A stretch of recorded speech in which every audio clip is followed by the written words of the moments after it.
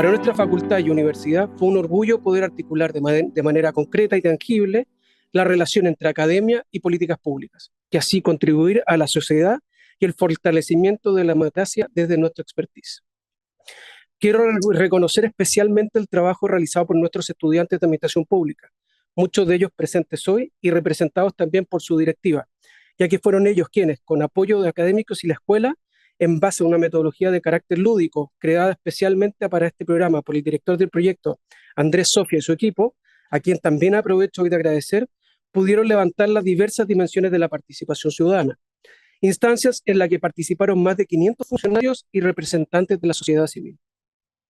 Pero nuestros estudiantes no solo dieron vida al proyecto, sino que también quisieron extender los conocimientos obtenidos a sus propios compañeros, mediante el desarrollo de encuentros formativos sobre el derecho a la participación, organizados por el Centro de Estudiantes de la Escuela de Administración Pública.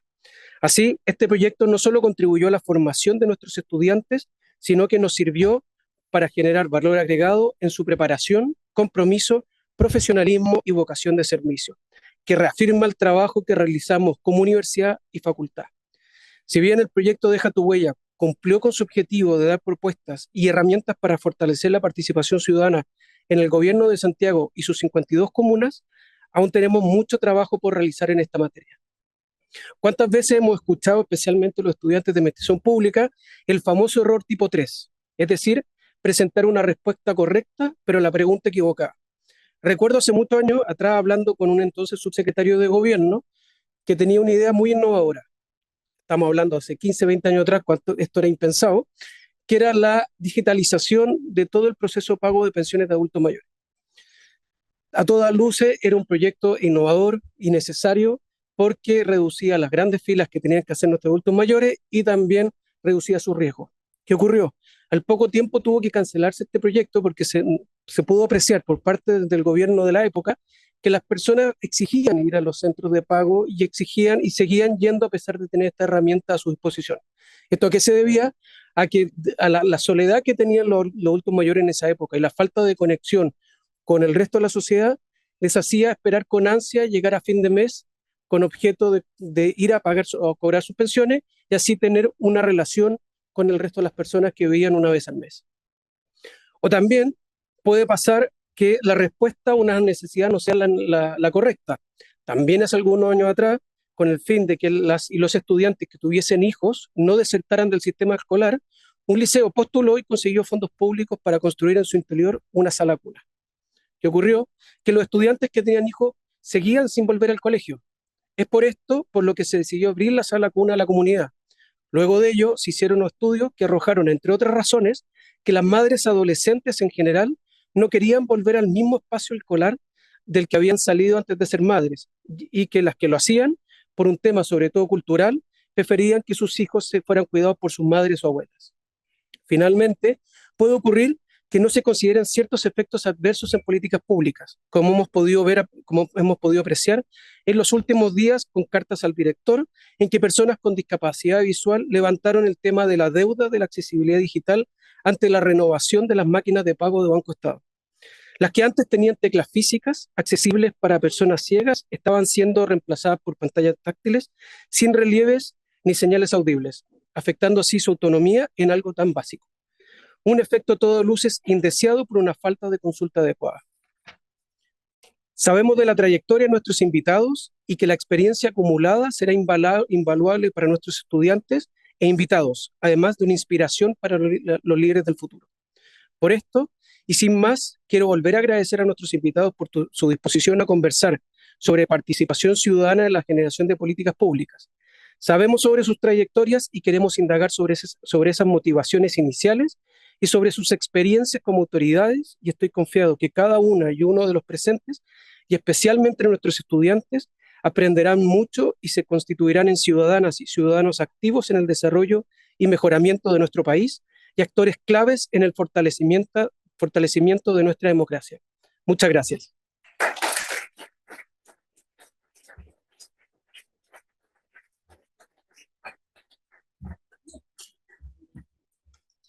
Muchas gracias, decano, por sus palabras. Les solicito, por favor, tomar asiento mientras presentamos a nuestros invitados. Invitamos a subir y tomar asiento a la señora Karina Delfino, alcaldesa de la Municipalidad de Quinta Normal, socióloga de la Pontificia Universidad Católica de Chile, expresidenta nacional de la Asociación Chilena de Municipalidades, expresidenta de las Juventudes Socialistas y vicepresidenta de Mujeres del Partido Socialista. Fue presidenta del Centro de Alumnos del Liceo número 1 Javiera Carrera y vocera del movimiento estudiantil conocido como la Revolución Pingüina de 2006. Fue concejala de la comuna de Quinta Normal hasta 2016 por primera mayoría y el 28 de junio de 2021, a los 32 años, es elegida alcaldesa, siendo reelecta en octubre de 2024 para un nuevo periodo. Sea usted muy bienvenida.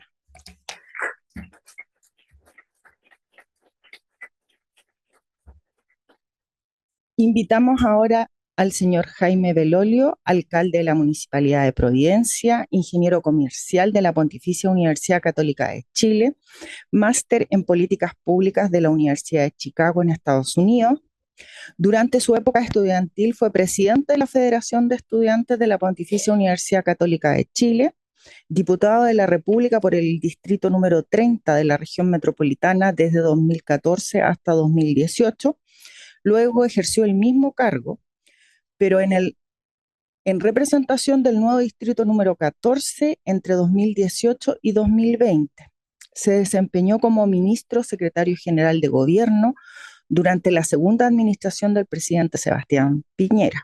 Su vida política ha estado ligada al Partido Unión Demócrata Independiente. Sea también muy bienvenido.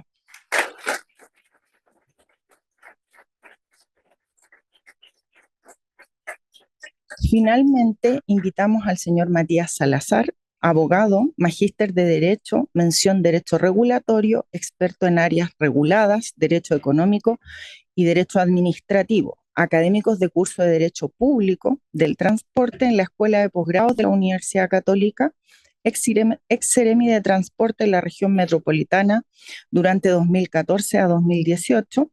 Actualmente se desempeña como jefe de la División de Infraestructura y Transporte y conforma parte del directorio de Metro.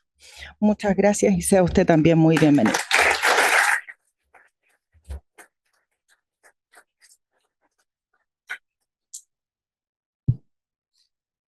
Muchas gracias, Ana.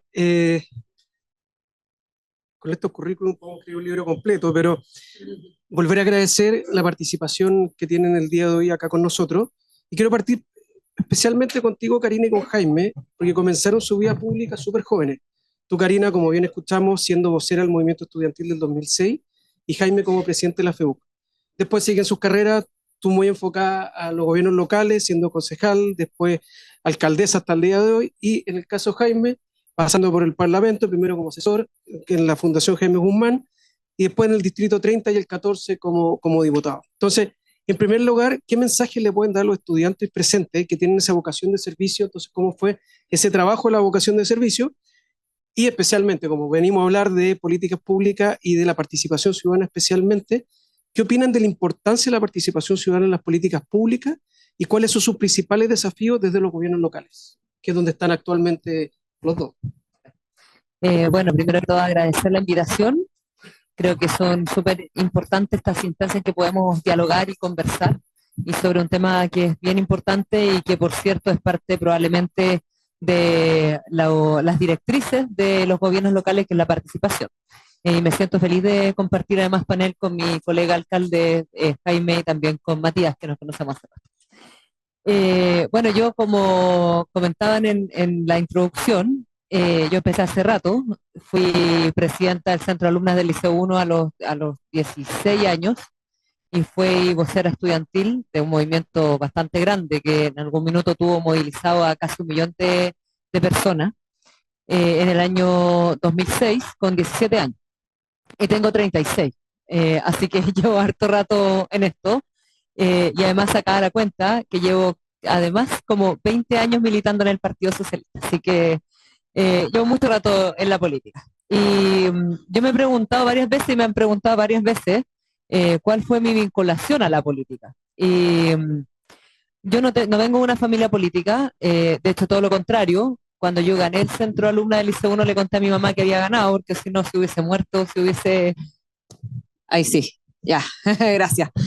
Bueno, contaba que no vengo de una familia política. Cuando gané el Liceo 1, el centro alumnos le conté a mi mamá que había ganado, porque si no, no me hubiese dejado, por cierto, participar. Odiaba cuando salía a las manifestaciones, en fin. Hoy día los dos son militantes del PS, así que me siento con mi cuota ya lista, sí. Casi ficho hasta mi abuelita, pero... no, y son bien participativos ellos, hablando de participación. De hecho, mi papá es presidente de la Junta de Vecinos de mi barrio, así que imagínense tener a ese presidente de la Junta de Vecinos. Pero bueno, yo me he preguntado harto, contaba de dónde nace como mi interés en la política. Y yo estudié en la Escuela República de la India E307 de Quinta Normal. Y me cambié al Liceo 1 en séptimo básico. Y bueno, quedaron atrás muchos de mis amigos y amigas que, por cierto, no tenían menos capacidades que yo, sino que principalmente por falta de oportunidades. Y las trayectorias de nosotros han sido bien disímiles. Y nosotros nos juntamos hasta el día de hoy con mis compañeros de la básica, a cierto tiempo. Tengo una amiga que dice siempre que en mi curso, ella lo cuenta como en nuestro curso hay desde personas que han estado detenidas o han estado presos hasta la alcaldesa de Quinta Normal.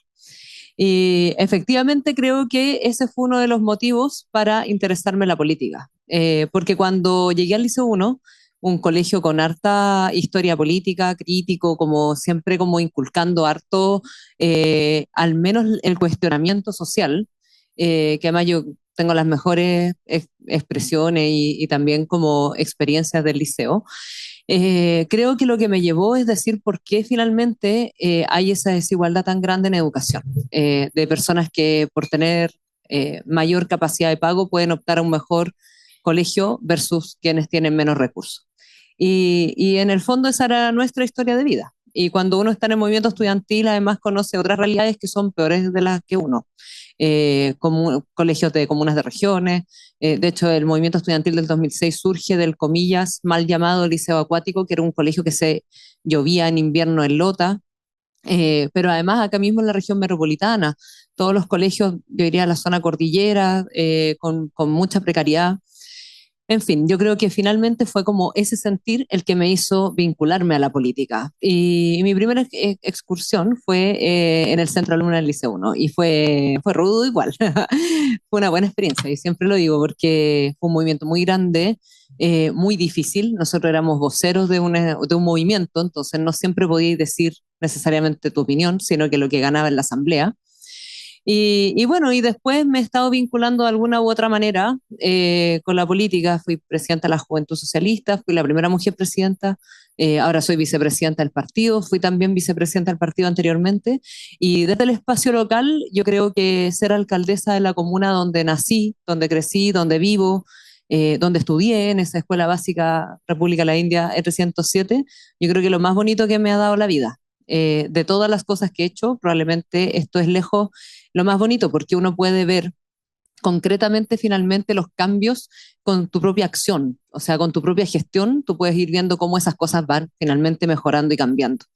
Y también siempre como es algo que trato de hacer alusión cada vez que tengo la oportunidad de poder conversar, yo creo que uno nunca en el caso nuestro o mío, puedo olvidar de dónde uno viene. Entonces, finalmente, como que trato siempre cuando uno recupera un espacio público o mejora el colegio, etcétera, también pensar en cuando uno era chico o chica en mi caso, o sea, en el fondo de mejorar tu propia escuela pública o tener mejores áreas verdes en un espacio donde yo nací que no había muchas áreas verdes, por ejemplo.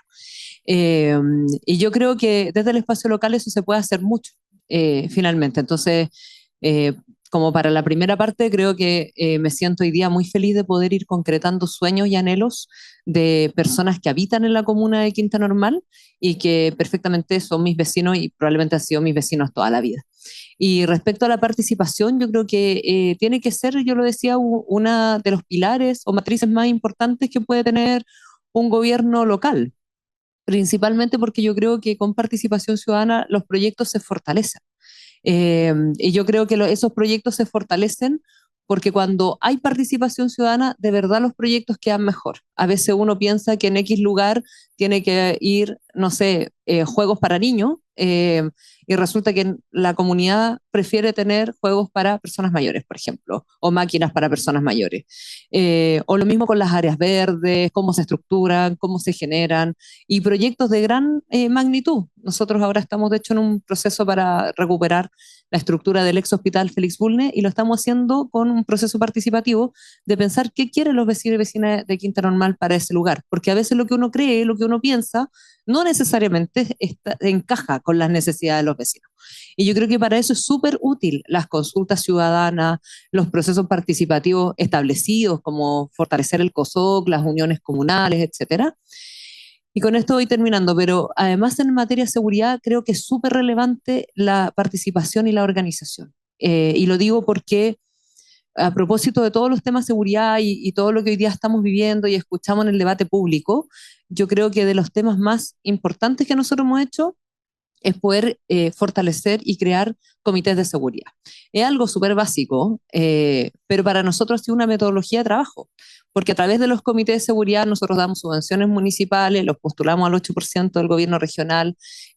Para nosotros priorizamos si es que a través del comité de seguridad, por ejemplo, se solicita una iluminación de algún barrio, y en el fondo si llega alguien que no está organizado, le decimos, pero organícese, haga su comité de seguridad y así nosotros lo podemos priorizar, porque también el conocerse, el vincularse, el sentirse parte de una organización, en el caso de los comités que son pequeños, que son de al menos 15 personas, versus una junta de vecinos que son al menos 200 y que cuesta más hacer una junta de vecinos, creo que es súper interesante, porque en el fondo uno va fortaleciendo el tejido social y la comunidad. Los vecinos se conocen, se dan cuenta cuando hay alguien extraño en el barrio, se cuidan las casas cuando alguno a lo mejor sale de vacaciones. Y ese yo creo que entramado social, el sentirse parte de algo, el estar constantemente vinculándose con esas organizaciones, yo también creo que hacen barrios mejores y más seguros. Y por eso nosotros hemos potenciado harto la participación ciudadana en materia de seguridad, sobre todo preventiva, para poder hacer barrios mejores y más seguros. Muchas gracias.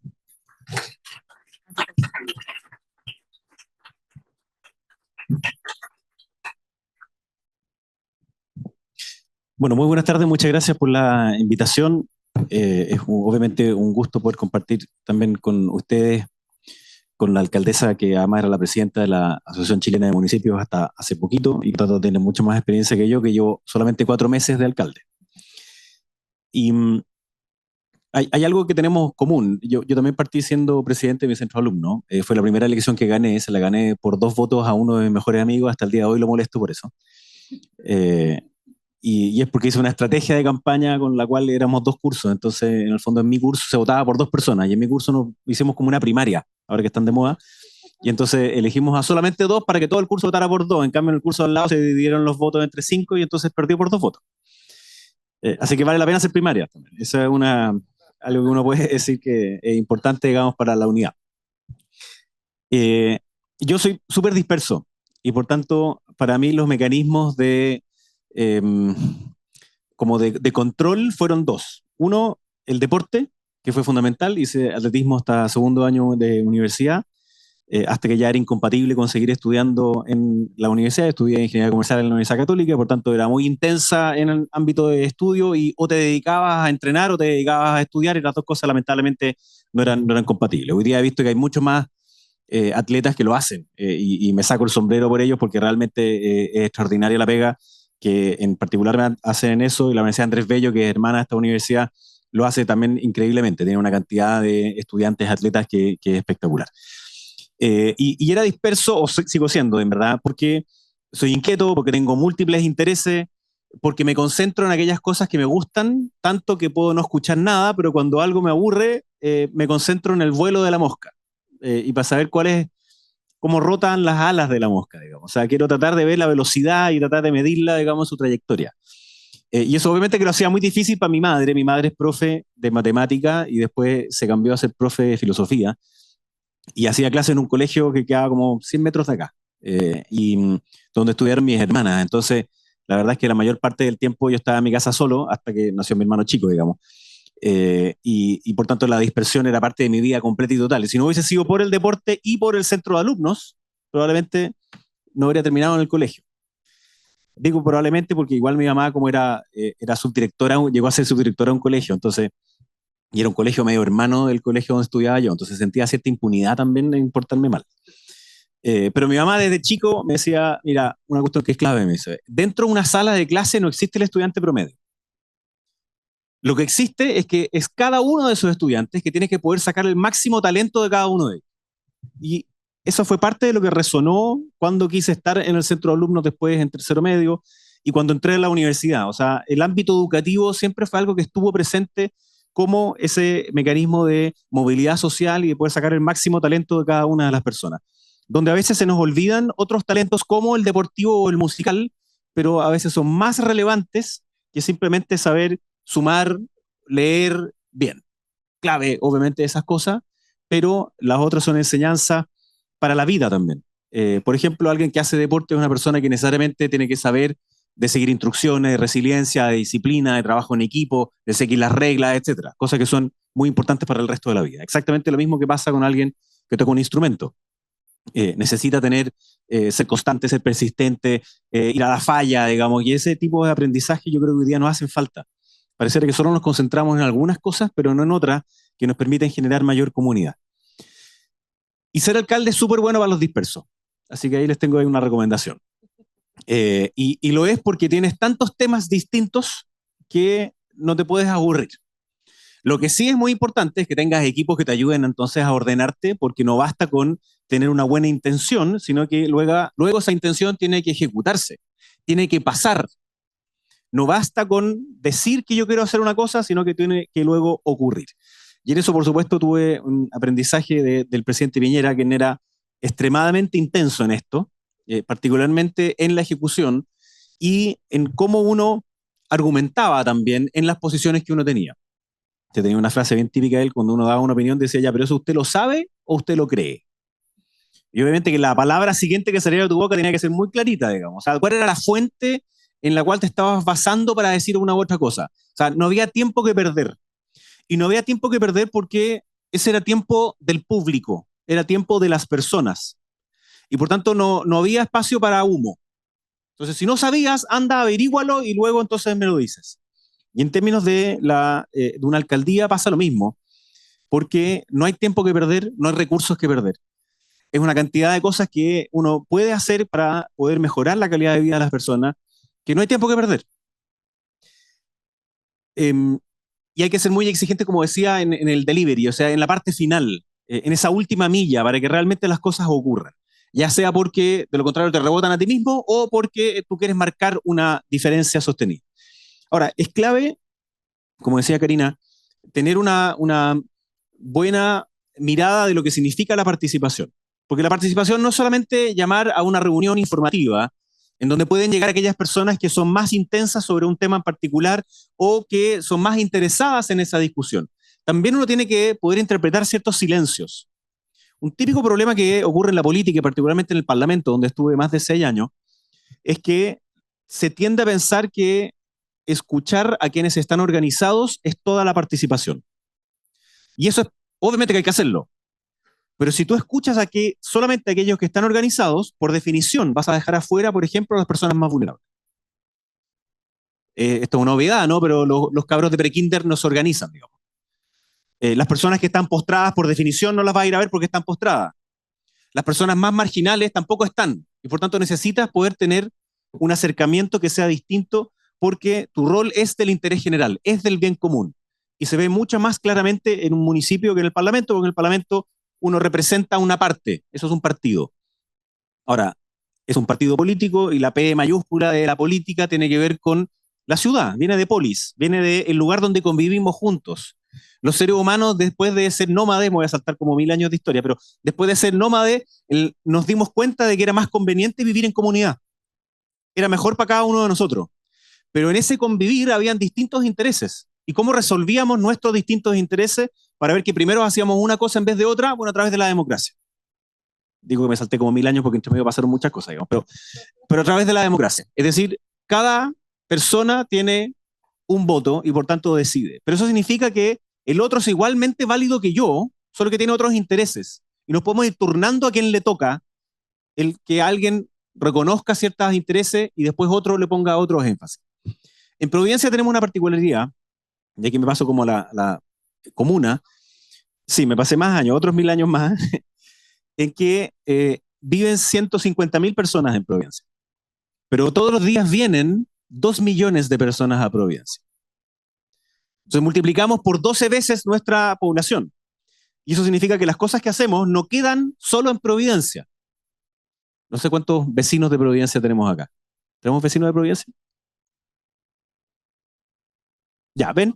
Todos ustedes son esa población flotante que viene a Providencia, ya sea porque vienen a estudiar, porque vienen a hacer trámite, porque tenemos los hospitales públicos más grandes de la región, etcétera. Es decir, por miles de cosas distintas, por transporte, por lo que fuera, pasan esas 2 millones de personas. Entonces yo no puedo elegir solo al vecino de Providencia hacer las veredas de nuevo, o las calles, o los parques, las plazas, la iluminación y la seguridad. Hago un bien que es para la región, y por eso es que le pedimos plata también al gobierno regional. Porque no solamente queda acá. Ahora, obviamente Providencia es una comuna que tiene recursos. Sin embargo, también aporta muchos recursos al Fondo Común Municipal, que son los que permite financiar al resto de los municipios del país. Entonces, esa tensión es difícil de lograr en qué cosas hago para las personas que residen acá y por tanto que son en su mayor probabilidad electores versus quienes transitan por acá y que están todo el día, que trabajan acá, que están toda su vida, digamos, diurna acá, pero que no necesariamente son electores de Providencia. Y es una tensión para la política y por tanto para el diseño de la política pública. Entonces, lo que quisimos hacer en la campaña es que yo sabía que si me sentaba a conversar con vecinos y les decía, ya, dígame cuáles son los problemas, no íbamos a salir nunca de seguridad. Solo íbamos a hablar de delincuencia, que es un problema nacional. Y por tanto, nosotros tenemos ciertas facultades, me encantaría tener más, digamos, pero tenemos ciertas facultades y por tanto no es tanto lo que uno puede hacer en esa modificación. Entonces, hicimos una metodología participativa. Y esa metodología fue que yo trataba de hacer bien Mateo, soy Mateo para eso, escribo harto porque es mi manera de concentrarme precisamente en lo que estoy escuchando. Y entonces partíamos y le decíamos a las personas, mire, vamos a hablar de seguridad, pero antes quiero que usted me diga qué es lo que le gusta de Providencia, qué es lo que sueña de Providencia, luego qué es lo que le da miedo de Providencia. Y después cuáles son otros desafíos. Hicimos 200 mesas de trabajo, participaron más de 1.200 personas de distintos sectores de la comuna. Y obviamente que también intencionábamos que hubieran personas mayores, personas más jóvenes, etc. Somos la comuna que tiene el mayor índice de envejecimiento, es decir, la relación entre mayores de 65 y menores de 15 años. Y lo que me salía es que las personas partían en una disposición distinta a la conversación. Entonces me decían, no, mire, ¿sabe lo que me pasa? Es que me encanta Providencia. Me encanta porque es una comuna caminable. Me gusta porque sus parques y sus plazas son lugares en donde hay personas de todo tipo, mayores, jóvenes, niños, y podemos convivir. Me gusta su cultura, me gusta su historia, su patrimonio, sus calles, etc. Entonces, eso es lo positivo. Por supuesto que eso no significa que esté exento de los miles de problemas que ocurren todos los días en una ciudad. Y ahí venía entonces las cosas que les daba temor. Y lo simbolizaban, te decía, mira, lo que más nos da miedo es que el deterioro que ocurrió en el centro de Santiago siga subiendo hacia Providencia. Y ese es un temor que además pasa en las ciudades del mundo, ¿eh? No es algo que sea solo propio, digamos, de Santiago, Providencia, las comunas acá, sino que obviamente a medida que todos envejecemos, yo digo, tienes dos opciones, en transformarte en un clásico o en una ruina. Y nosotros queremos que esta comuna sea un clásico, pero para que no se arruine, hay que cuidarla. Hay que cuidarla de la violencia, hay que defenderla de los problemas que ocurren en el espacio público. Con esto voy terminando. Entonces, en esas mesas de trabajo nos ponían los énfasis de lo que había que cuidar y de lo que había que promover. Y a eso nosotros le pusimos un título que le dijimos, esta es la vida buena de Providencia. Que además es un juego de palabras porque no es la buena vida. La buena vida es pegarse unas vacaciones, es pegarse un almuerzo, es tomarse un par de copetes y se acabó ahí. En cambio, la vida buena es la que persiguieron además los antiguos filósofos, que es una vida de virtud. Por tanto, es más reposada, requiere más tiempo, es más fome si quieren, pero es de cierta tranquilidad. Y esa vida buena implica que, por ejemplo, tenemos que ser nosotros quienes garanticemos que en el espacio público puedan transitar las personas. Porque no estamos más seguros en la medida que nos encerramos antes en nuestra casa. estamos más seguros en la medida que podemos salir más a la calle, que podemos ocupar más el parque, más la plaza. ¿Y qué se necesita para eso? Que haya vida de comunidad. Y entonces, de nuevo, la cultura, el deporte, el arte, la familia, son fundamentales para tomarse esos espacios públicos que a veces nosotros dejamos de lado. Termino con que el municipio es un municipio grande donde trabajan directamente más de 1.500 personas como funcionarios municipales, y cuando yo entré cambié solamente a 6 personas, porque parte de mi rol era dar continuidad también a lo que estaba pasando en el municipio, no en el caso de la Karina porque salió reelecta, digamos, pero es dar continuidad, que es clave. Si tú le pones una traba, se puede demorar mucho rato en que esa máquina pueda volver a andar. Y hay muy buenos proyectos que, por supuesto, para mí era importante que pudieran continuar, que fue lo mismo que me tocó hacer también cuando fui ministro. Cambió rápido, digamos, y yo cambié muy pocas personas, porque me gustaba la idea de poder dar la oportunidad y poner tarjetas amarillas cuando yo veía que había ciertas cosas que no funcionaban como quería o a la velocidad que quería. Entonces también la participación no es solo la escucha, sino que también es después el delivery, y uno tiene que saber cuánto escucha y cuánto ejecuta. Es importante que haya eficacia y eficiencia luego de la participación. Tiene que servir para algo en el proceso y en el resultado, pero después tiene que verse en algo concreto. Y eso es una ventaja que tiene, obviamente, la municipalidad con respecto a ser, por ejemplo, lo parlamentario, en donde se me acercaba mucha gente muy enojada y yo podía tratar de explicar por qué estábamos haciendo una y otra cosa, pero no pasaba. Hoy día también se me acercan varios enojados, pero al menos uno puede decirle, mire, vamos a hacer esto otro acá, vamos a hacer esto allá. Está difícil la convivencia hoy día en el país, por distintas razones. Hace 5 años atrás, los problemas que más teníamos, o sea, la denuncia que más teníamos en la comuna de Providencia eran por autos, ya sea porque mal estacionados o porque chocaban o lo que fuera. Y hace un tiempo que lo que sobrepasó a los autos son los ruidos molestos. La convivencia dentro de los edificios, dentro de las comunidades, pasó a ser un tema muy complejo. Y eso que en esta comuna, que como les dije yo, viven 150.000 personas, es una de las comunas que tiene el mayor índice además de personas que viven solos. El 38,9% de las personas que viven en Providencia viven solos. Y es una comuna que es de las, como les decía antes, tiene el mayor índice de personas mayores. Por tanto, nuestros problemas, y aquí yo quiero pedirles ayuda también a la universidad y sé que vamos a firmar ciertos convenios, es que tenemos que hacer políticas contra la soledad. Una cosa es estar solo, y hay personas mayores que están solas porque deciden, otras porque se quedaron viudos, y otros que están abandonados, que es muy distinto. Y no tiene que ver necesariamente con recursos. Y la solución, entre comillas, a esa soledad y ese abandono es la comunidad. No hay otra forma. Lo aprendimos a la fuerza durante la pandemia, pero lo desolvidamos después. Y volvimos a pensar solamente en lo que nos pasa a nosotros y no en lo que le pasa en el resto. Y ahí hay una tarea que es súper importante para la municipalidad y que uno se da cuenta puertas adentro. Y por tanto que no es solamente de la participación que uno pudiese recoger como por una encuesta en internet o por una encuesta por más bien hecha que esté, sino que es algo que es esencialmente humano. Y en tiempos de la inteligencia artificial, la pregunta que ustedes tienen que hacerse en sus carreras en administración pública y en derecho es qué es lo esencialmente humano, que no es memorizarse los códigos, que no es saberse todas las reglas de no sé cuánto, es más que eso, es el trato humano que va a ser siempre insustituible y la participación en eso es clave, porque va a ser siempre insustituible porque se dedica a las personas.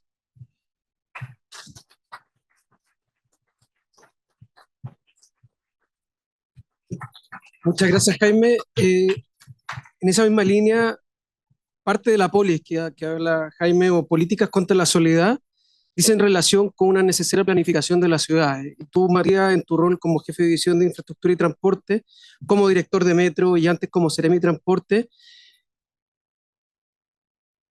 ¿cuál podría ser? Y después le hacemos la pregunta también porque Jaime en su calidad de ministro tenía la división de organizaciones sociales y Karina tiene que aplicar todas las leyes que tenemos, todas las regulaciones sobre participación ciudadana, pero ¿cuál es la gran diferencia o cómo se ve una buena regulación de participación ciudadana que no genere únicamente expectativa o que termine entorpeciendo el proceso de creación de política pública? Y especialmente en eso, como lo hicimos con el gobierno regional de Santiago, con Deja tu Huella, ¿cómo podemos aportar las universidades? Porque claro, todos sabemos que la participación ciudadana es buena, es esencial, pero ¿cómo lo hacemos eficiente? ¿Cómo lo hacemos eficaz para que cumpla los objetivos, por ejemplo, en el caso de la planificación de ciudades? Gracias primero por la invitación. Quisiera darme una pequeña licencia, ya que Karina, alcalde Belolio contó un poco cómo llegó a lo público. Yo quisiera contarles también por qué llegué a lo público. Yo soy más viejo que Jaime y la Karina. La Karina la conocí siendo casi adolescente. Yo ya era viejo cuando conocí a la Karina ya. Entonces, contarles que yo tengo, mi padre fue un abogado de la Vicaría de la Solidaridad que defendía los derechos humanos, Héctor Salazar. Entonces, el contexto que yo viví cuando tenía chico era un contexto un poquito intenso, por decirlo de algún modo. Teníamos gente que estaba al frente de la casa, a veces, otras veces teníamos que cambiarnos de casa. Tenía una vida un poquito intensa. Y además estudiaba en el Colegio San Ignacio de Alonso Valle. Entonces, todo el contexto que a mí me tocó vivir siendo niño y adolescente fue un contexto muy intenso de la política, donde pasaban muchas cosas en las calles, en las casas, teníamos un nivel de acceso a información que probablemente yo siendo adolescente y niño no tenía el resto de la gente. Y ahí aprendí una cosa que me quedó para siempre, que el único lugar donde uno podía resolver los problemas sociales y podía resolver la vida de la gente era la política. Y no había otro espacio. Uno podía resolver su propia vida, laboral, personal, de alguna forma, pero no había otro espacio para resolver la vida en comunidad que no fuera la política. Y por eso llegué a lo público, porque entendí que ese era el espacio donde uno podía resolver la vida en comunidad, que no había otro. Y de ahí para adelante, estando desde los dos lados del punto, he trabajado en el sector público y el sector privado, siempre he estado vinculado como a esta idea de, oye, desde lo público, desde las políticas públicas, uno resuelve la convivencia, democráticamente, desde luego. Y por eso que es tan atingente hablar de participación ciudadana. Pero cuando uno habla de participación ciudadana, necesariamente tiene que hablar de democracia. Y no hacerse estar en el solitario pensando en el contexto en que estamos. Nosotros estamos en un momento de crisis de la democracia. Todo el mundo cruje la democracia como no había crujido en lo último, desde la Segunda Guerra Mundial, que la democracia lo crujía como está crujiendo hoy. Entonces, ¿y por qué cruje la democracia? Cruje por una cuestión muy sencilla. La gente a quien decimos representar no se siente representada por nosotros. Entonces, los problemas que pretendemos resolver, los proyectos que pretendemos llevar a cabo, no necesariamente representen a quienes nos dieron el mandato de representar. Uno dice, el problema es súper sencillo. Sí, el problema es sencillo de detectar. El problema es complicado de resolver. Entonces, cuando uno empieza a mirar el problema de ese modo, dice, ok, ¿qué rol cumple la participación ciudadana en ese contexto de la democracia? ¿Qué brechas tiene que llenar la participación ciudadana en ese contexto? Y fíjense que se transforma en algo mucho más esencial y mucho más clave de lo que uno piensa. La participación ciudadana puede ser un camino de solución de los problemas de la democracia, porque puede resolver los problemas de representación que la democracia tiene respecto a las personas y sus problemas. Es por eso que es tan importante y por eso que ya no es un atributo de una política pública en particular, de un proyecto en particular, como decía la Karina, que nos pasa mucho, que nos trabajamos en el territorio, si resolvemos con cámaras, con luces, con juego, o con pasto, o con maicillo, o con cobertores, una determinada plaza, pasa a ser algo mucho más complejo, que no tiene que ver con una medida en particular, sino que tiene que ver con una forma en general de relacionarnos. Nosotros en el gobierno regional, más que hablar de participación ciudadana, hablamos de un ecosistema de participación, un ecosistema complejo. Nosotros no trabajamos la participación entendiendo que la trabajamos en base a un proyecto, la trabajamos en base a una gestión pública. Y voy a tratar de tomarme un par de segundos. Este ecosistema tiene, primero, consejos asesores. Es decir, tenemos un mundo experto, académico, sentado, contándonos, oye, vamos, nosotros le proponemos, vamos a hacer una modificación del Plan Regulador Metropolitano Santiago. Vamos a buscar la forma de reordenar la planificación urbana en la ciudad. Nos sentamos con ellos. Hay 8 consejos asesores, ciudad de territorio, transporte, movilidad, adultos mayores, distintos tipos de modalidades, donde es un espacio para discutir políticas públicas. En esos espacios está sentado el mundo experto, está sentado la sociedad civil, sentado en el mundo académico, como un espacio de discusión permanente. Tenemos otros parte de ese ecosistema que se llama las mesas, donde tenemos una mesa con ciclistas, una mesa con peatones, una mesa con adultos mayores, una mesa con gente de las disidencias, una mesa con jóvenes, donde también llevamos espacios de discusión de medidas futuras del gobierno regional, o de proyectos, o de iniciativas, o de políticas. Es decir, cómo uno transforma la participación ciudadana no solo en un problema de un atributo de un proyecto o una medida, sino de como un atributo de la gestión pública, permanentemente. Y como bien decía Jaime y la Karina, la mayoría de las veces uno no le da tan bien como uno hubiese esperado en esas mesas. A veces uno cree que lleva ideas brillantes, y la idea no resulta ser tan brillante. Y viene la otra idea. Esto se suma a un tercer elemento que para nosotros es clave, que es la política en el territorio. Es decir, yo no solo converso con los grupos interesados, sino que también gestiono desde el lugar. Y yo les puedo contar también los 3 casos donde hay grandes proyectos, grandes iniciativas que son ideas de los ciudadanos. Estamos hace algunos años tratando de hacer un paseo pedaleable y caminable por el lecho del río Mapocho. Si los astros se alinean, este año lo tendremos licitado, alcalde, espero que yo sí sea. Ese es un proyecto que se le ocurrió a una organización ciudadana. Y se los trajo el gobierno regional y dijo, oiga, nosotros tenemos esta idea. Y el gobierno regional dice, ok, nosotros financiamos los estudios acá. ¿Sí? Después, la ciclovía La Chimba, que parte en Renca y termina en Providencia y en Recoleta. ¿Algún burócrata dibujó eso en su escritorio? No, también otra organización que dijo, mire, yo creo que necesitamos una ciclovía que junte por el norte Recoleta y llegue a Bellavista. Y un proyecto que también se está ejecutando. El parque sobre el canal Urtuzano, que es un basurero que hay entre Pudahuel, Maipú, Cerrillo y Estación Central. Surge de una gente que planteó que había un problema con un canal y que había. Entonces, ¿qué les quiero decir con esto? Que en el fondo la participación ciudadana no es un atributo de un proyecto, es un atributo de la gestión pública.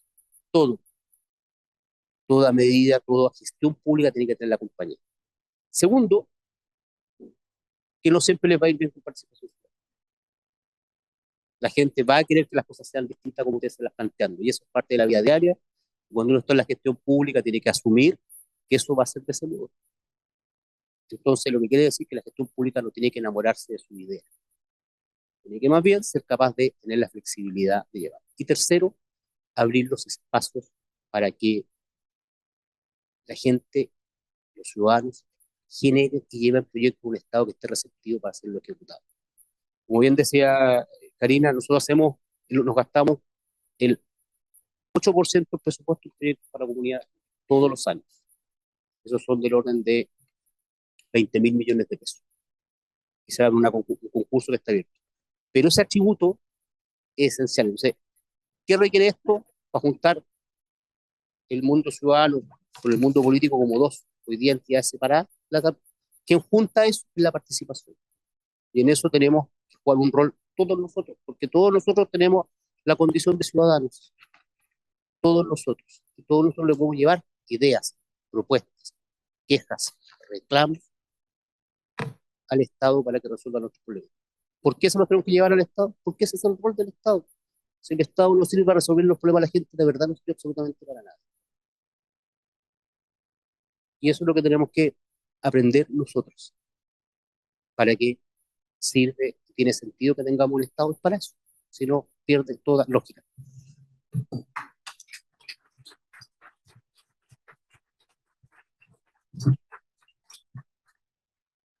Muchas gracias, Matías. Estamos un poquito pasado en el tiempo, pero hay una pregunta conectando con lo que dice Matías que no podemos dejar de hacerle a los tres.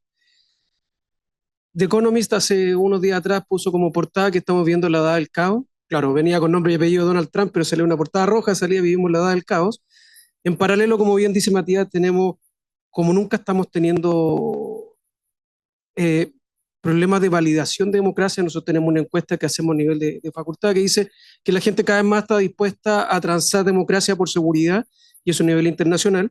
Entonces, y en este contexto internacional estamos en un año eleccionario bastante especial, como nunca tenemos, también como bien dijo Matías, yo creo que es parte de la causa que tenemos 270 personas tratando de buscar la firma suficiente para ser candidato. Yo creo que nunca hemos tenido 270 candidatos en una campaña. Justo con eso tenemos más de 20 partidos en la Cámara de Diputados. Eh, como nunca tenemos candidatos y parlamentarios independientes, entonces está todo bastante anómalo, bastante especial, tanto a nivel internacional como a nivel nacional. Entonces, ¿cuáles son los riesgos, cuáles son los desafíos que tenemos aquí para todos los que están presentes, especialmente nuestros estudiantes como líderes de opinión que son, como estudiantes universitarios? ¿Qué está en riesgo y cuáles son los desafíos que tenemos con esta elección que parece ser bastante más compleja de lo que uno pensaría, o de complejidad como tuvo las elecciones anteriores, que era todo mucho más, había mucho más certeza, tanto a nivel internacional como nacional? No sé quién quiere tomar primero la papa caliente. Sí, quería decir algo de lo que había comentado Matías, bueno, y Jaime. Yo quería contar una anécdota en función de lo de la participación. Nosotros hicimos una plaza que en un sector muy denso de Quinta Normal, entonces necesitábamos como que ese lugar tuviera una plaza mejor. Y teníamos, particularmente yo, todas como la esperanza puesta en esa plaza porque efectivamente los vecinos y vecinas la requieren. Y cuando llegó la plaza, los vecinos le pusieron el Sahara, que no tenía, pero ni un árbol. Era una plaza dura. Bueno, en fin, al final le dijimos a los vecinos que vamos a hacer como una segunda etapa de la plaza, porque la plaza de verdad es fea. Eh, Entonces, cuando uno habla de participación, ¿no? A propósito de lo que decía el mismo Matías, uno a veces tiene algo en su cabeza, porque también los planos y el papel resiste harto, pero cuando uno lo ve en lo concreto, creo que es súper importante, y a propósito de esa como experiencia que tuvimos, ir como chequeando permanentemente con los vecinos cómo va avanzando y estar disponible a cambiar. Yo creo que también eso es súper importante porque uno la participación no la puede ver como algo contrapuesto, sino que algo que es virtuoso. Porque probablemente si nosotros hubiésemos hecho participar a los vecinos y hubiesen visto la plaza, bla, bla, no hubiésemos tenido ese resultado.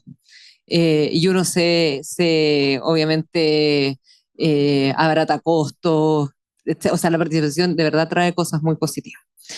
Y quería decir algo que se relaciona con la pregunta, pero yo creo que a veces uno tiende como porque también en las organizaciones y también en la participación se genera como una capa elite, diría yo, como de dirigente y dirigente. Probablemente ahora Jaime que está en la alcaldía, que es muy distinto la diputación y los ministerios, eh, se da más cuenta, o sea, que en el fondo hay un grupo de dirigentes y dirigentes que siempre están, que son súper motivados. Yo digo que a veces conocen más las siglas que uno, leen las leyes que uno, pero eso no es el ciudadano a pie. Ahí hay otro, como yo diría, brecha. Y yo creo que el gran desafío de nosotros es llegar al ciudadano y ciudadana a pie, con problemas y soluciones que le hagan sentido a su vida. Y yo creo que ahí es súper importante ver estos mecanismos de participación. Yo tengo un día dedicado entero a audiencias públicas. Yo recibo a todos los vecinos y vecinas de Quinta Normal que saquen audiencia y quieran hablar conmigo. Y es una práctica que tengo desde el 2021 y sacada la cuenta ahora que ya he recibido a más de 3.000 vecinos, 3.000 audiencias en realidad, que cada audiencia puede venir con más de un vecino. Ya lo que va de ahora de mi segundo año, ya hemos recibido casi 500. Y yo creo que es una buena práctica. A veces el equipo igual me dice, oye, no sé si tenéis que dedicar todo este día, que podemos meter algo, que no sé qué, o alguna actividad, bla, bla, y lo tengo sagrado, porque al final eso te hace tener los pies en la tierra, porque son los problemas cotidianos y comunes de las personas. Y yo creo que parte de los problemas que hoy día hay con la democracia, y con la democracia representativa, y con no creerle a nadie, y que todo el mundo roba, y que todo el mundo como finalmente no sirve para nada en la política, o estamos en la política para asegurarnos que uno escucha eso cuando hace campaña. Yo creo que hay que revertirlo con cosas que a las personas le hagan sentido. Y eso es el ciudadano y ciudadana a pie. Y hay varios ejemplos, o sea, cuando el CEFAM tiene problemas, por ejemplo, con su infraestructura, que a nosotros se nos llovía un CEFAM, por ejemplo, y la política no responde a eso, hay un problema en la credibilidad. O cuando los baños de la escuela están malos, hay un problema en la credibilidad. O cuando, no sé, no funciona la iluminación, o me tratan mal en los servicios públicos, finalmente todo eso va desgastando poco a poco la credibilidad en la democracia. Y yo creo que el valor que tenemos desde las gestiones locales es que nosotros podemos hacer gestión, entonces podemos ir resolviendo esos problemas. Pero gestión yo digo con sentido. O sea, yo le trato de dar sentido comunitario, de vinculaciones, que las personas se organicen, etcétera. Pero yo creo que acá hay que dar una buena discusión transversal, que además lo que yo creo que nos distinguen en general en las alcaldías, de cómo vamos modernizando el Estado para que de verdad responda a las necesidades de las personas. Hay necesidades que no están resueltas, como problemas en los baños de la escuela, como las listas de espera, como áreas verdes que sean mejores y más accesibles para todos. Entonces hay problemas que no están resueltos. Y mientras esos problemas que son básicos y la política no resuelva, vamos a seguir teniendo problemas de credibilidad. Y mientras los resuelva, las personas vuelven a creer, porque sienten que la política les hace sentido. Y yo siempre digo, y le digo a los equipos también, cuando uno resuelve algo importante, no solamente le da sentido a la vida de las personas, sino que también a nosotros mismos. A mí me da sentido mi propia vida cuando nosotros sacamos algún proyecto importante en la comuna. Digo, chuta, para algo mi pega sirve. O sea, levantarse temprano, acostarse tarde, estar en contacto con los vecinos, de trabajar los fines de semana, que en el fondo no es solamente administrar, sino que generar valor. Y eso es con gestiones. En el caso de nosotros en Quinta Normal tenemos, nuestros recursos no son muchos, son pocos, entonces vivimos harto del gobierno regional, de la SUDERE, y parece que tener buenos equipos que puedan elaborar proyectos grandes, etcétera. Pero yo creo que es súper importante lo que tenemos hoy día, que es el valor de la democracia. Que las personas finalmente sientan que les hace sentido tener democracia, votar, elegir a tus representantes, y que el Estado también tiene un valor y el valor de poder mejorar y cambiar tu vida, desde lo más particular que a veces hacemos los municipios hasta la planificación urbana, la construcción de equipamiento público, etcétera. Pero yo creo que efectivamente hoy día son nuevos desafíos, el voto obligatorio también es un desafío, porque votan personas que uno no siempre ve en el fondo, pero que tiene que tener proyectos que finalmente le hagan sentido a la vida de las personas.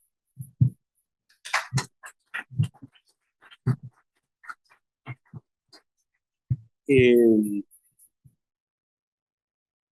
lo curioso es que cuando hablan de la gente que hace política dicen que estamos súper en desacuerdo los unos con los otros, pero cuando nos encontramos en el territorio la verdad que estamos mucho menos en desacuerdo respecto a los problemas. Eh, Cuando el alcalde de Belolio habla de los problemas de movilidad y de dificultades de movilidad que tiene para las personas en las veredas, los estacionamientos en las calles, los efectos que esto tiene en la ciudad completa, estamos súper de acuerdo. No tenemos muchas dificultades en ponernos de acuerdo respecto de eso. La alcaldesa hablaba de la escuela en Quinta Normal, el gobierno regional financió un gran proyecto de mejoramiento de escuelas en Quinta Normal yendo hacia una brecha específica.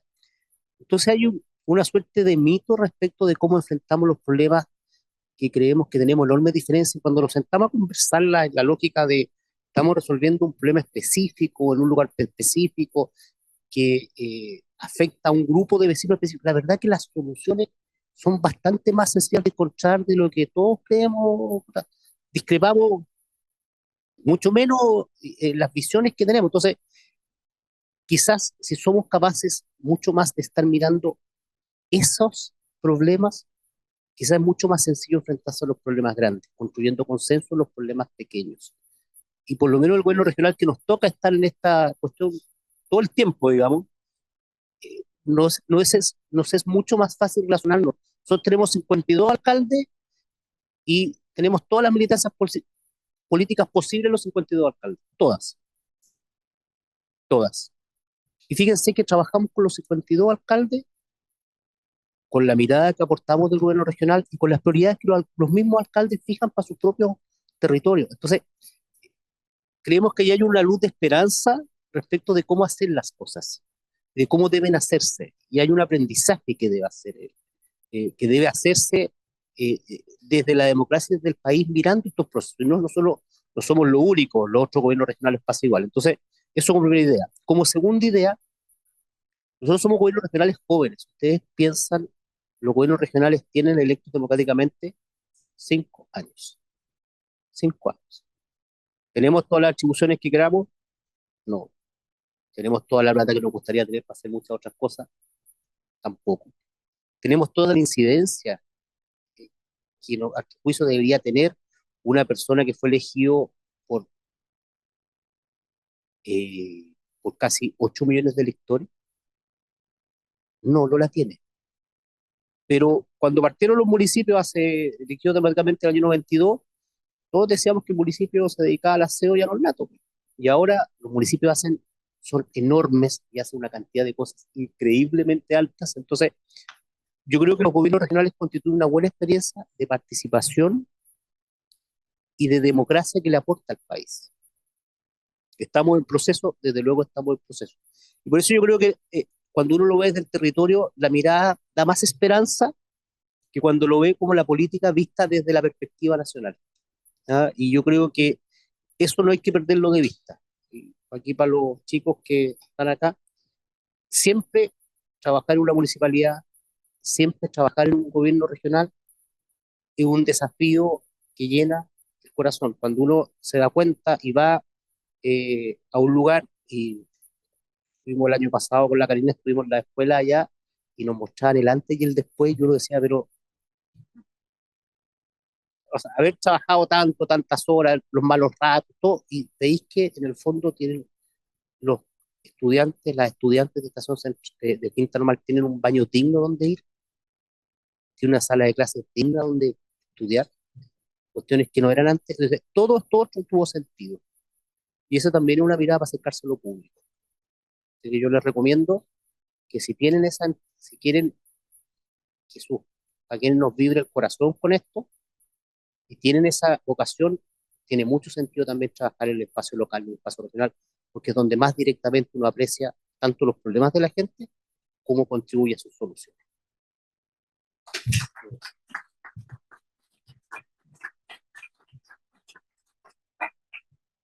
Oye, me acordé cuando Matías decía que a veces la participación sale distinta de que uno quiere. Hay un caso bien emblemático de eso. El Consejo de Investigación del Reino Unido tenía que ponerle nombre a un bote de investigación polar.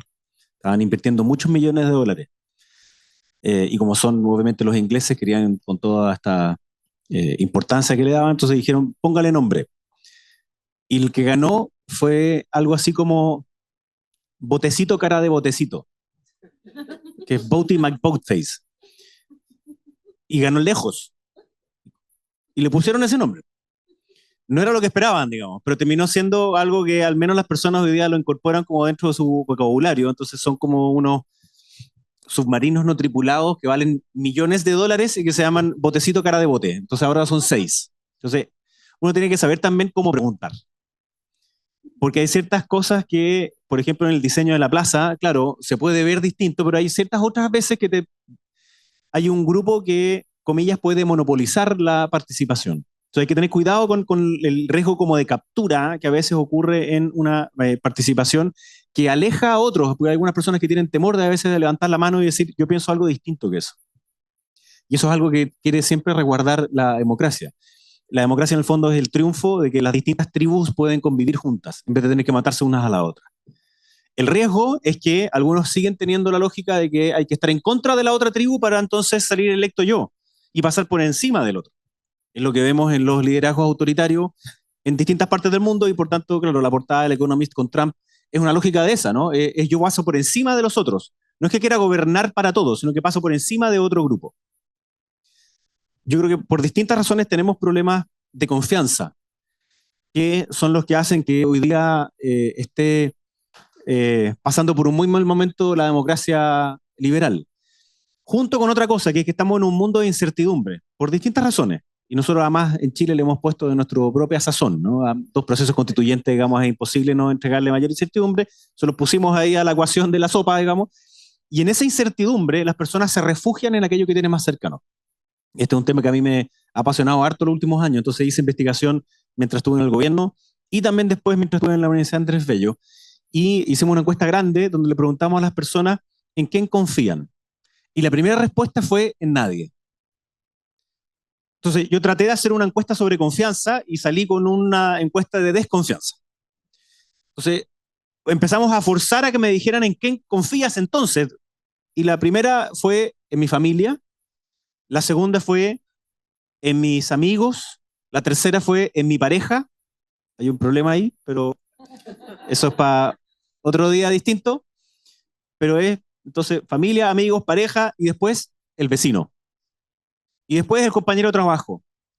Entonces, algo que decía Matías, ¿cuál es el lugar en el donde uno puede volver a reconstruir ese tejido social de confianza? Es el espacio local.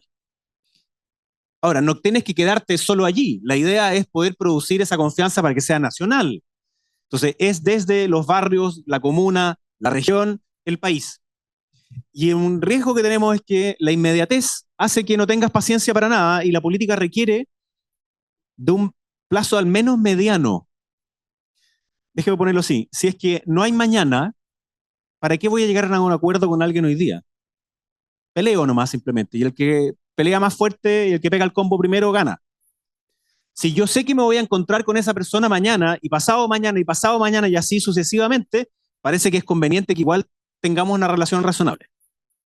Eso no significa que yo me lleve bien con todos los vecinos, pero parece que dado que va a ser mi vecino, parece que es mejor que nos llevemos bien en vez de tener que estar peleando todos los días.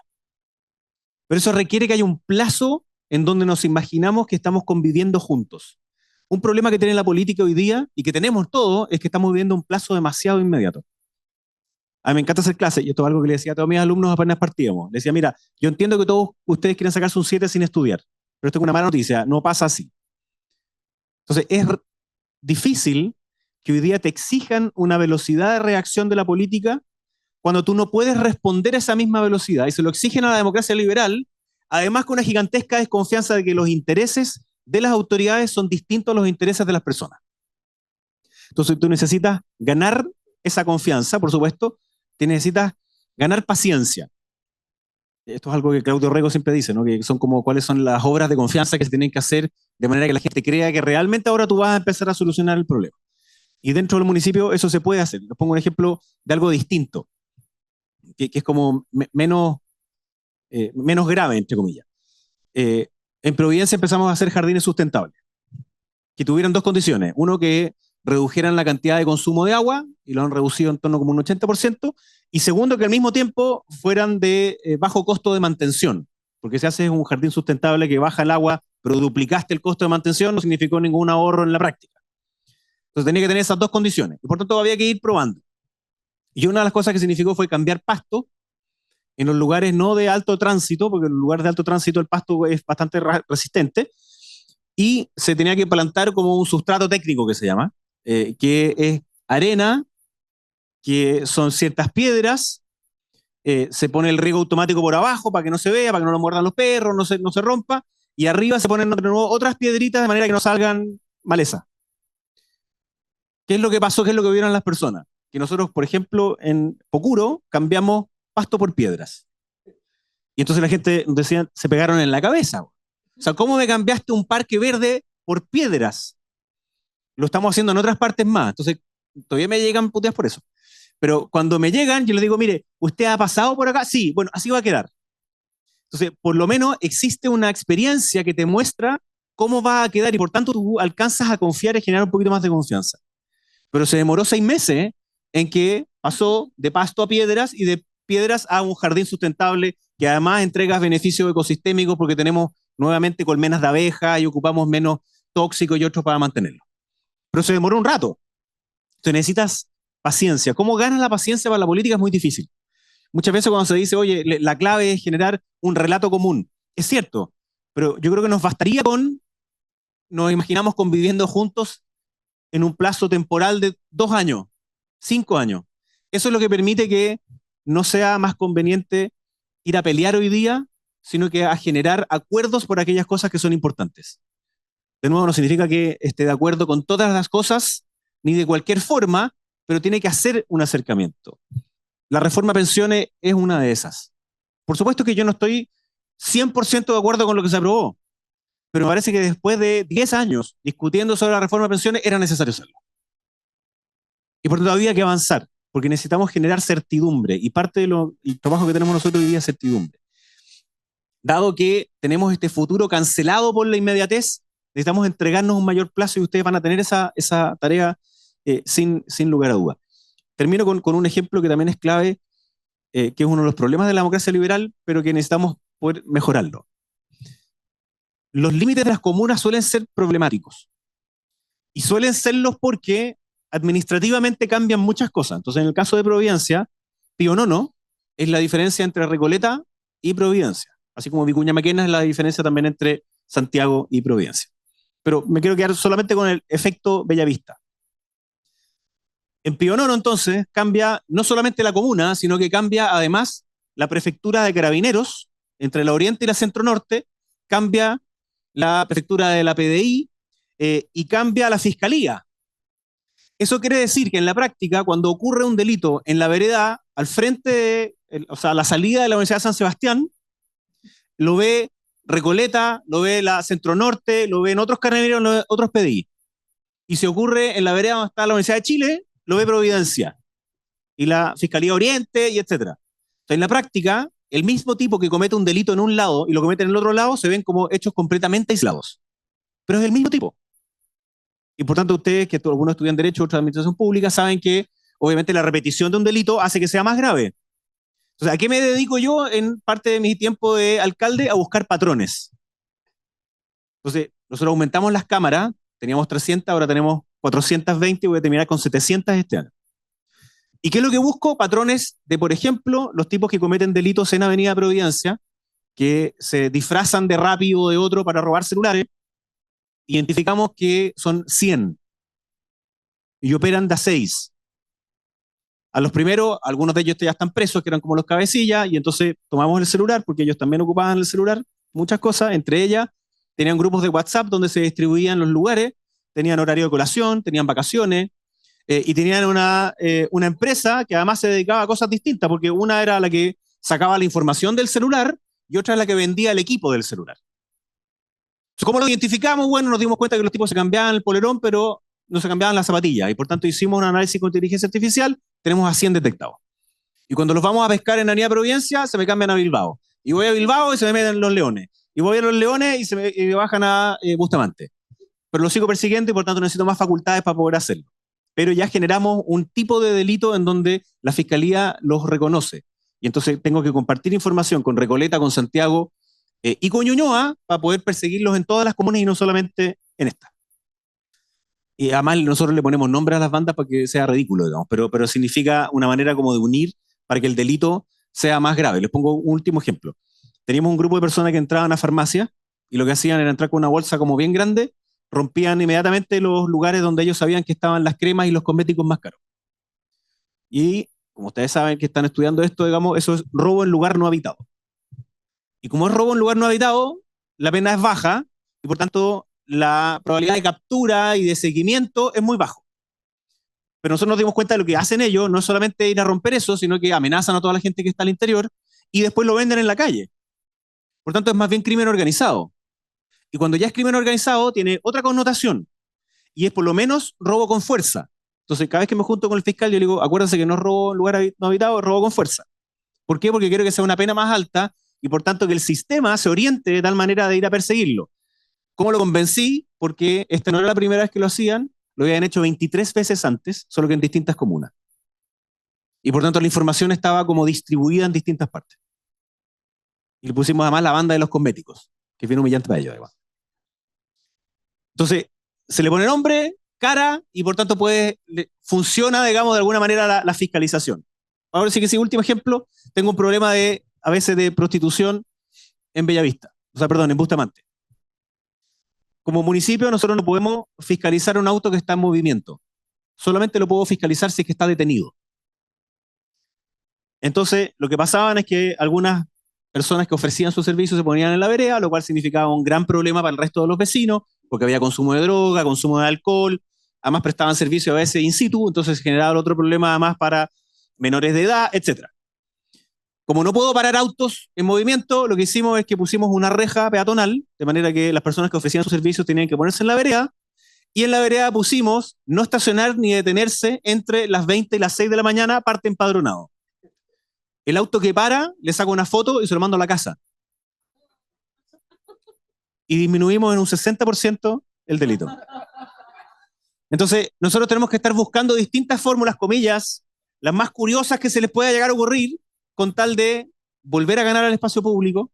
Lo hicimos en el Costanera Center, reclamaron un par de personas que qué fea esas esferas, vayan a verlas hoy día, las pintamos con payo, quedaron preciosas, las pintamos con niños además del Colegio de Providencia, que está acá al ladito, quedó precioso, como en un jardín sustentable, así que quedó bonito. Y también bajaron los delitos.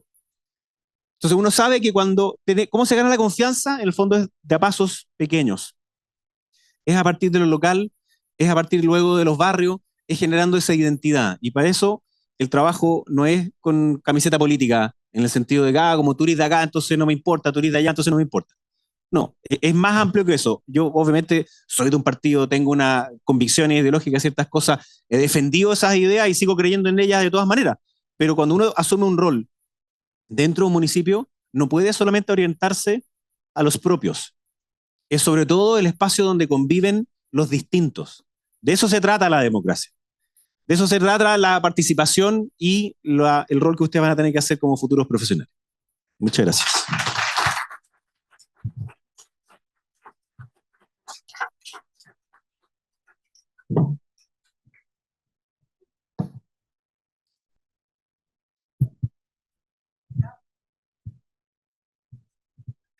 Y les invitamos a mantenerse en el escenario para recibir de parte del decano de la Facultad de Derecho, don Daniel Montalva, un regalo institucional como reconocimiento por su participación.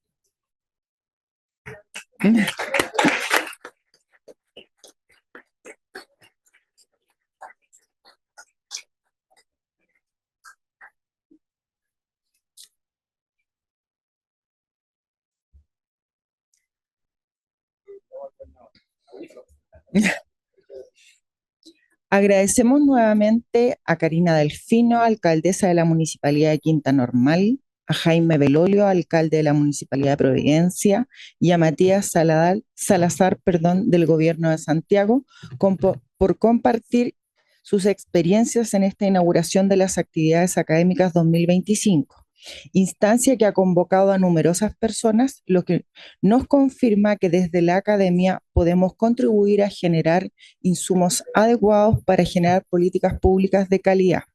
Agradecemos a los presentes, especialmente a las autoridades institucionales e invitados, puedan colaborar ahora con las fotografías y entrevistas necesarias para este proceso. De esta forma, damos por finalizada la actividad de hoy y les recordamos que durante el mes de abril se desarrollará el ciclo de inauguraciones del año académico 2025 de la Universidad de las Américas. Muchas gracias y que tengan un excelente día.